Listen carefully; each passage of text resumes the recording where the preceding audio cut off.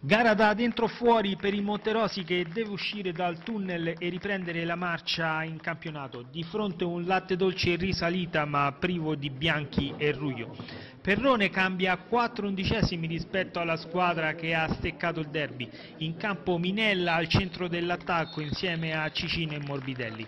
Al sesto minuto una punizione di De Martis è controllata in due tempi da Cavalli. Al nono si affaccia davanti il Monterosi, guizzo del neoacquisto Minella. L'argentino si gira veloce in area e da posizione defilata spara un diagonale che Cicino non riesce a respingere in rete per un soffio. La gara si sblocca al 26esimo del primo tempo grazie a Luigi Cicino. L'attaccante si inventa un destro pazzesco dai 30 metri e sorprende il portiere sardo Pittalis. Monterosi avanti con la squadra corsa a festeggiare insieme al tecnico Carlo Perrone.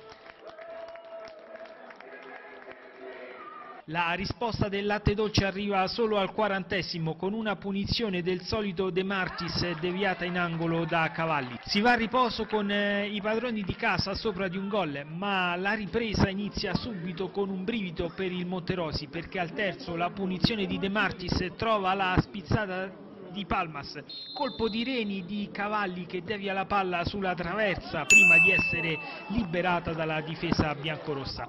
La paura passa quando al sesto Lopinto arriva fino in fondo e crossa al centro. La difesa del latte dolce buca, ma non Morbidelli che con una bordata sotto misura fa 2-0.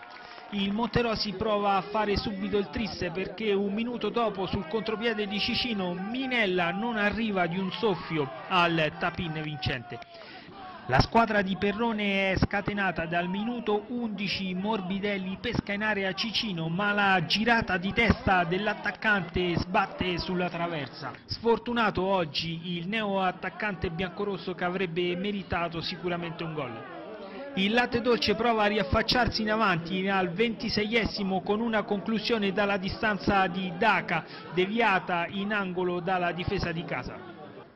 33esimo la squadra di Sassari rimane in 10 per il rosso ad Usai.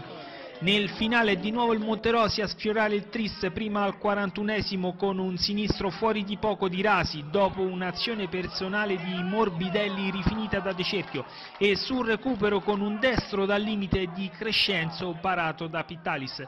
I sardi non hanno nemmeno la forza di provare il sforzing finale, il Monterosi torna alla vittoria dopo un mese e raggiunge quota 25 scavalcando proprio il latte dolce.